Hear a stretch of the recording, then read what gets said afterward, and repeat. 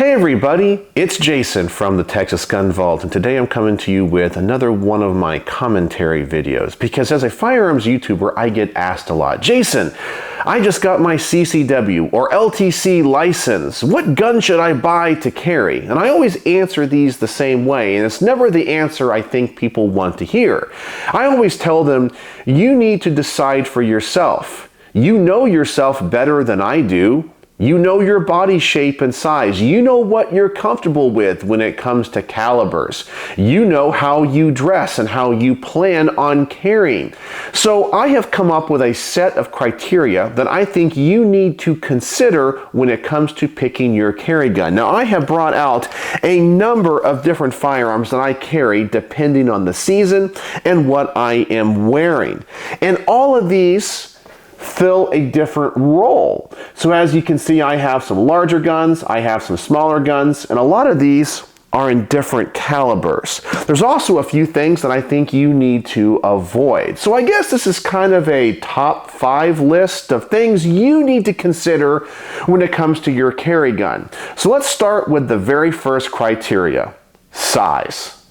Now, regardless of what your wife or girlfriend says, size does matter, especially when it comes to your concealed carry choice, because a bigger gun typically is going to be a better option. So the general rule of thumb I always tell people is carry the largest gun that you are most comfortable with at that time. Now, there's a little bit of a caveat here. I know some people can only buy one gun or only plan on buying one gun. So I think you kind of need to average things out. But let's talk about size and why it's important. A larger gun is going to absorb recoil better. So you're able to have a more powerful cartridge chambered in your CCW. You often get more capacity. You can also have a much better grip on that gun, therefore you're going to be able to wield it more effectively. Now, I am not saying to go out and buy a 50 AE Desert Eagle and carry that. That's absolutely ridiculous. But if you're going to have the ability to own multiple carry guns, this is something that I think you need to vary depending on how you plan on carrying and what you're wearing.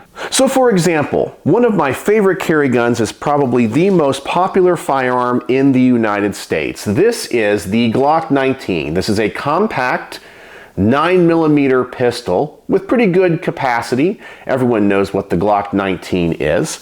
I find this is an average sized gun. It's not too big, it's not too small.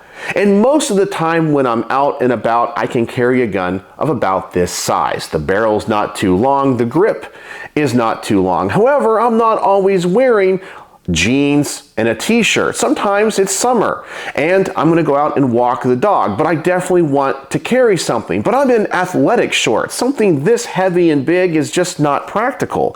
Well, that's where I might choose to carry a Beretta 950 BS. Yeah, a little 25 auto. This is not going to be the most effective self-defense handgun ever, but based on my situation at the moment, this is about as big as I can carry comfortably. But then sometimes it's the winter and I'm wearing a large coat and pants and a big belt. I can carry something bigger and heavier, like a 1911. So I always carry the biggest handgun I can in that situation comfortably, because you're going to be able to wield that weapon more effectively. You're going to have less felt recoil. I just feel like you're going to have the best capacity. It's just going to be the best option in that situation. So if you can only own one handgun, my recommendation is to average everything out. Go for something in the middle, like a Glock 19 or one of its competitors. It's not too big, it's not too small. You can definitely carry something bigger if you're wearing a heavy coat in the winter, and this might be a little bit impractical if you're wearing athletic outfits. But for the most part, it's going to serve you well. But if you can have multiple guns, I like to have options. So size is the first thing I tell you to think about. And so the next thing I recommend you considering, of course, is caliber. And this seems like it's going to be a no-brainer. I think a lot of people, of course, want the most effective cartridge for their self-defense needs. But this is where people get into trouble. They go online and they see people say, .357 Magnum is the best caliber. 45 ACP, because they don't make a 46. And sometimes I think people carry calibers that are too powerful for them. You have to put yourself in the scenario of a self-defense situation. Your adrenaline is going to be pumping, and you're only going to have seconds to make a decision. You want to have a weapon that if you have to discharge, you're going to be able to effectively aim and control. Let's just say you're a small woman and shooting a 1911 is too much for you. Well, carrying a 1911 is not going to be a good choice, even though 45 is a great self-defense cartridge. You might only be able to handle 380 or even 22 long rifle. You need to carry the most powerful cartridge that you can handle effectively. That gun is going to be of no use to you if you pick it up and pull it out of your holster or out of your purse if you're a lady and you have to discharge this weapon in self-defense and you end up dropping the gun because the recoil is simply too much for you. Great. You had a powerful handgun, but you were not able to wield it effectively. So what are you going to do now? Now the bad guy has the upper hand. I also think this goes hand in hand with the discussion we just had about size. A larger handgun is going to reduce the felt recoil. So if you have a very small handgun, in this case we have a Shield Plus from Smith & Wesson. It's a pretty small 9mm. This is going to kick a lot more than the Glock 19, which is a larger handgun. So this is where the size comes into consideration again. If you want to carry a more powerful cartridge, you need to get a larger gun. It's going to help with your aim. It's going to help with the control of that weapon. In the past, I have rented at a range a SIG P938, and I found it to be the most uncomfortable firearm I have ever shot. It was too small of a gun to be chambered in 9mm. The recoil in my hand made it so uncomfortable. And I know some people out there are probably going to be saying, that's absolutely ridiculous. You must be a wimp. No, it just didn't fit my hands very well. And being such a small and light gun chambered in 9, I would not have been able to handle that gun effectively in a self-defense scenario. So that was definitely not the firearm for me. So the second consideration, carry the most effective cartridge you can that you can handle comfortably. And think about size and make sure that you try the different guns out before you buy if possible. Many ranges offer mini pistols for rent, and that's the place to go to try them out. Just don't take someone else's word for it. Don't go online and look at some gun YouTuber with a big old tactical beard and saying, you gotta carry .357 Magnum in the Find the gun that's right for you when it comes to size and caliber. The next thing to consider is capacity. Now I know some people live behind enemy lines and can only have 10 rounds in their concealed carry handgun. And for people that live there, I recommend going all the way to 10 rounds if possible. But now I'm going to say something that I know a lot of people might hate me for, and that is, don't carry a revolver. Now I know some people are frantically typing in the comments section below, Jason, revolvers are better than semi-auto. They're more reliable. And there's a case to be made for that. But in general, when it comes to carrying a revolver, you have very limited capacity, especially in something about this size. This revolver here, which is a Charter Arms undercover, only holds 5 rounds. And unfortunately, in the world that we live in today, especially when it comes to these mass tragedy events, and you guys know the ones that I'm talking about, well, it's not really effective to take a 5-shot revolver to a rifle fight. If this is the only gun you have, well, you're going to be outgunned no matter what.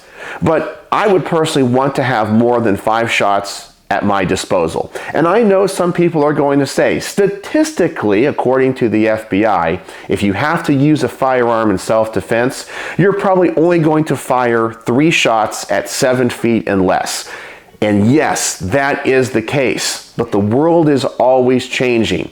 I personally would rather have more ammunition and not need it than need ammunition and not have it. And that is why I recommend people always to go with semi-autos. These things are going to generally hold more than your typical revolver.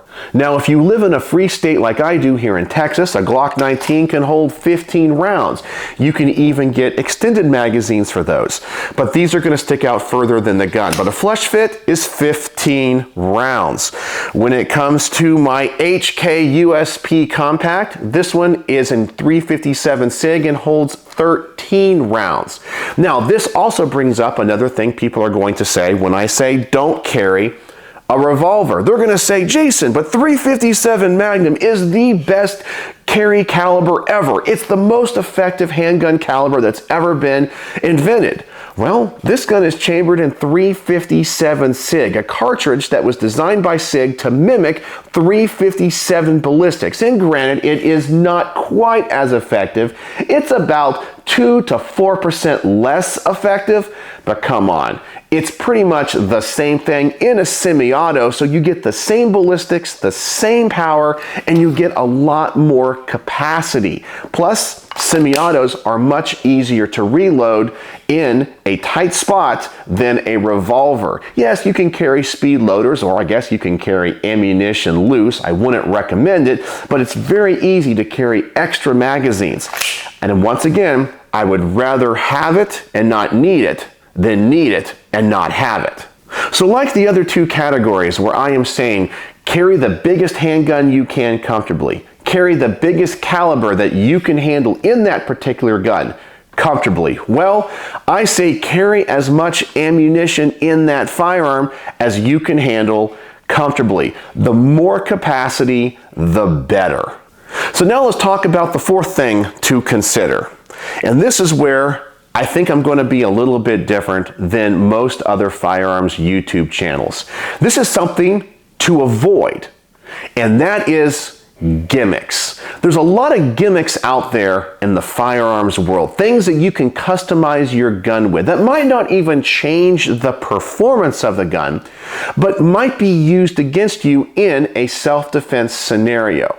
As we know, there are district attorneys around the country that are trying to make names for themselves, and they're very anti-gun. And they will defend the people that are actually committing the crimes and come after you. They're looking for any reason to go after the law-abiding gun owner. So let's talk about a scenario where you have to use your firearm in public for self-defense reasons, and you are 100% in the right. The other person was attacking you with deadly force, and you pull your firearm and you have to discharge it. And let's say that person is injured or killed. And then when they come to investigate the shooting, they look at your firearm, and let's say you have a Glock. And on the back of your Glock, you have changed out the back plate with one that is customized. And let's say you put on one with a Punisher logo. You guys know the comic book character, the Punisher.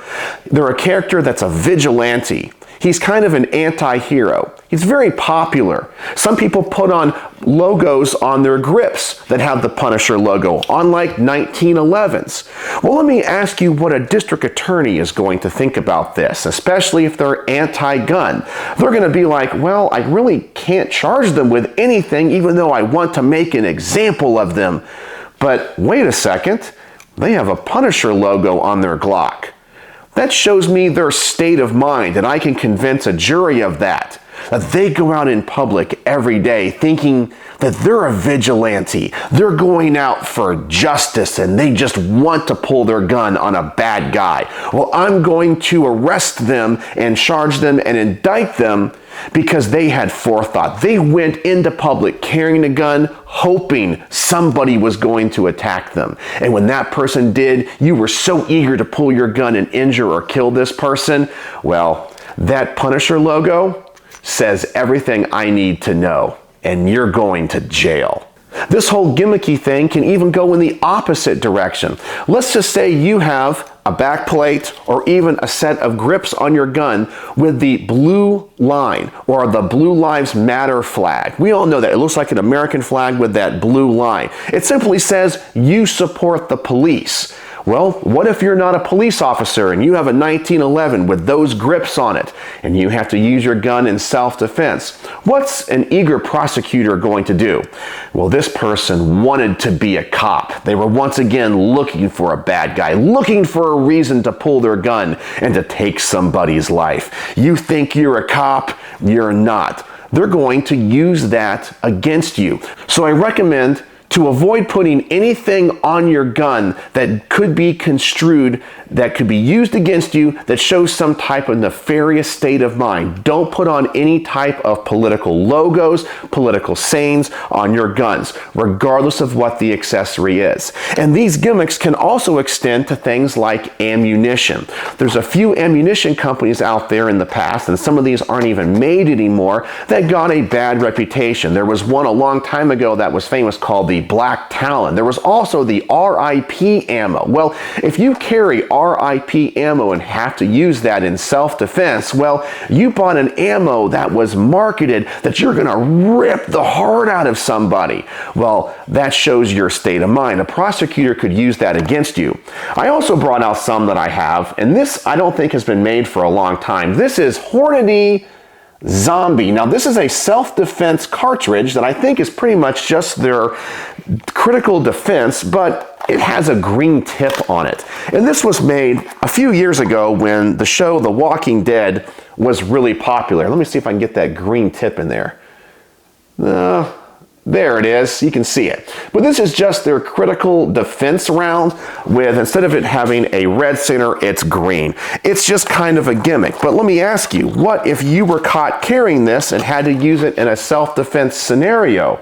Yes, I know what some people are going to say. I have the right to free speech. I can put anything on my gun that I want. I agree. I can carry whatever ammo I want. And I agree, it's your free speech and you're right. But just remember, every decision you make and every action you take has consequences. And know where you live. If you have a district attorney that's looking to go after gun owners, they could use something as innocuous as the ammo that you carry against you. I recommend going just with basic self-defense ammunition, something that's not marketed in some weird or gimmicky way, and don't put any type of political logos or statements on your firearms. And so now the last thing I want to mention that I think you should take into consideration is rarity, price, and nostalgia. One of the things that I'm sure is pretty cool in a lot of people's mind is to carry their granddad's 1911 from World War II. Wouldn't that be awesome? Well, what happens in any self-defense use of a firearm? Well, the police are going to come investigate it. And even if you are 100% in the right, they're going to take that firearm as evidence. And who knows how long it's going to be held by the cops. You might never get it back. There are stories of guns going into evidence lockers and judges never signing off on them being returned, because the judges don't want you to have your gun back, even though you're completely innocent and the self-defense shooting was justified. There are also many stories of guns going into evidence lockers and never being seen again because that cool World War II 1911, it's a collectible, and whoever works in that storage is probably going to take it home with them. Or it's a rare and valuable gun, like an HK P7 M13. Man, this is an expensive gun. This gun's probably about $4,500 to $5,000. Carrying this would be absolutely ridiculous. The gun's in almost mint condition. It's rare. It's valuable. The odds are I will never see this gun again. And if I did get to see it again, trust me, it's not going to be in this shape. They're going to throw it into a box. They're going to throw it onto another pile of guns. Your beautiful blued finish will be ruined forever because they're not going to take care of the gun while it's in the evidence locker. You might never see it again, and if you get it back, it's going to be destroyed. So whatever gun you plan on carrying, if you ever have to use it in a self-defense scenario, expect you're never going to get it back. So I recommend carrying a gun that is not rare, not nostalgic, not some type of family heirloom. Carry a gun like a Glock 19, something that you really don't have any emotional attachment to, and if you lost, you could easily replace with another one that looks just like it. Another gun that I would not carry would be one like this revolver, not for the reasons I mentioned in the past, but this was my grandfather's revolver. This is a family heirloom gun. It's not very expensive. It's not like my HKP7. This gun is very, very cheap. However, it was my grandfather's. I would never want to lose this, so I would never carry it because it has that nostalgia factor. So don't carry guns that are rare and expensive or are valuable to you. I know that they're cool, but carry guns that you would be okay never seeing again. I would hate it if I could never have these guns again, but I can always go down to the store and buy another Glock 19. They're affordable, they're plentiful, and I can get one exactly like the one I have in my hand.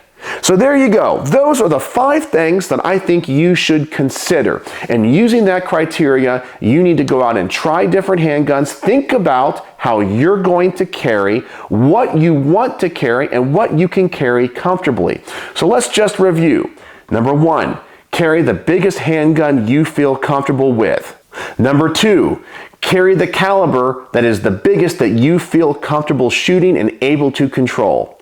Number 3, carry the most ammunition possible. Have the biggest capacity that you can legally have and comfortably carry. Number 4, avoid gimmicks and political statements on your gun because they can be used against you in court with a liberal DA. And number 5, don't carry a gun that is rare, expensive, nostalgic, or special to you. So based on that criteria, only you know what is the best carry gun for you. And I recommend you take time thinking about it and make the best choice. And don't trust the words of others. Don't trust YouTubers out there saying, you need to buy a Glock 19. Well, go shoot a Glock 19. Rent one at the range. You might find, I can't shoot that gun very well. I don't like the grip angle. A lot of people don't like the grip angle of Glocks. You might find that, hey, you know the capacity of a 1911? Yeah, it's in 45, but it only carries 7 or 8 rounds when I would much rather have 13 rounds of 357 SIG. All those things are important to consider. So I hope this video helped some people, and maybe I brought up a couple of things that you had never thought about before. And I hope this video helps somebody. But if you have any questions, please feel free to ask me in the comment section below, and I look forward to having a great discussion down there. And what do you guys think? What do you think of my criteria? Is there anything I should have added to this list? I would love to know. So, as always, thanks for watching.